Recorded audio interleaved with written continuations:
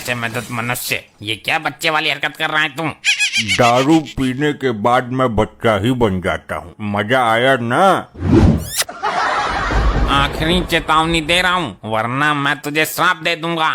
क्या कहा? शराब दोगे? शराब की तो मुझे बहुत जरूरत है। लाओ जल्दी दो, सारे ठेके बंद भी हो गए होंगे इतनी रात में।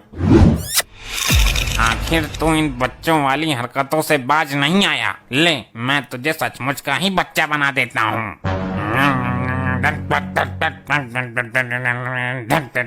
तेरी बहन को मन बच्चा बन जाए ये चमन।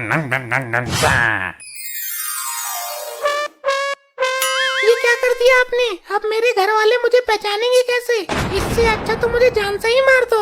जान से नहीं मार रहा, लेकिन तुझे सजा देनी जरूरी थी। चल, आज से ठीक 10 दिन बाद तू अपने असली रूप में आ जाएगा। और 10 दिन तक मैं कहाँ रहूँगा? तू तो छोटा बच्चा है, किसी के भी घर में घुस जा, खेल कूद मौज ले। तुम कहाँ गुम हो गए स्वामी? तुम पर हाथ फेरती रहती थी, मेरा मन लगा रहता था।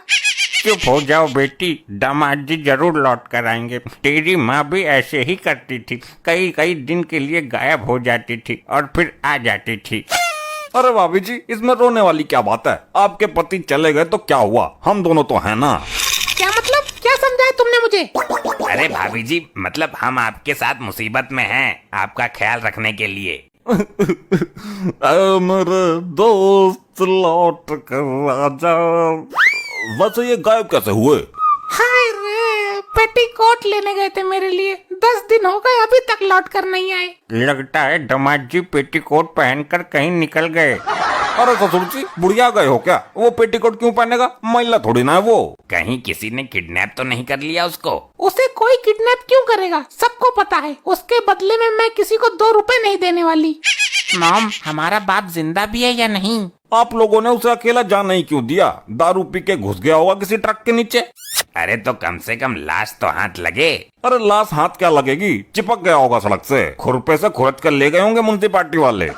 हे ऊपर वाले, मेरा दामाद लौट कर आ जाए बस। जिंदा हो या मुर्दा, 16 सोमवार व्रत रखूंगा। अरे ससुर जी, जिंदा बुलाओ ना, मुर्दे का क्या करोगे? मुर्दे का अंतिम संस्कार करेंगे, इससे मरने वाले की आत्मा को शांति मिलेगी। नहीं, वो मर नहीं सकते। वो बहुत हरामी आदमी है, ऐसे नहीं मरने वाला वो। क्यों, वो अमर था क्या? अरे नहीं नहीं, उनको इच्छा मृत्यु का वरदान मिला हुआ होगा। नहीं, वो ऐसे नहीं मर सकते। तो कैसे मरता? तुझे साथ लेके मरता क्या? नहीं, भाभी जी का मतलब है जब ये मारती तब मरता वो। अरे हराम खोरो, दामाद नहीं था वो, हीरा तराशा था मैंने अपनी बेटी के लिए। नहीं पिताजी, वो जिंदा है। कुछ नहीं होगा मेरी मांग के सिंदूर को।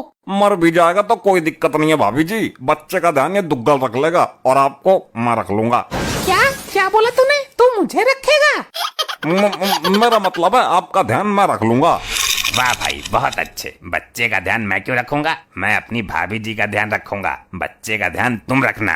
अरे क्यों आरी टेढ़ी बातें कर रहे हो? पहले ये तो पता चले वो अभी मरा भी है या नहीं।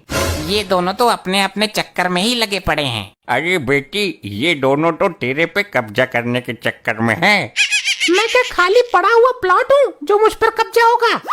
दुआ कर कि दामाद मिल जाए, वरना इन दोनों पाखंडियों का मुझे भरोसा नहीं है। अरे किधर है लपट्टी की माँ? ये बच्चा कौन है जो तुम्हें लपट्टी की माँ कहकर पुकार रहा है? अपने से बड़ी उम्र की औरत को इस तरह नहीं पुकारते बेटा।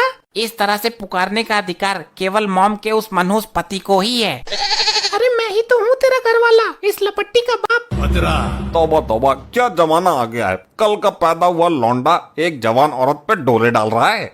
चौटाला, ये तो अपनी भी लाइन काट देगा।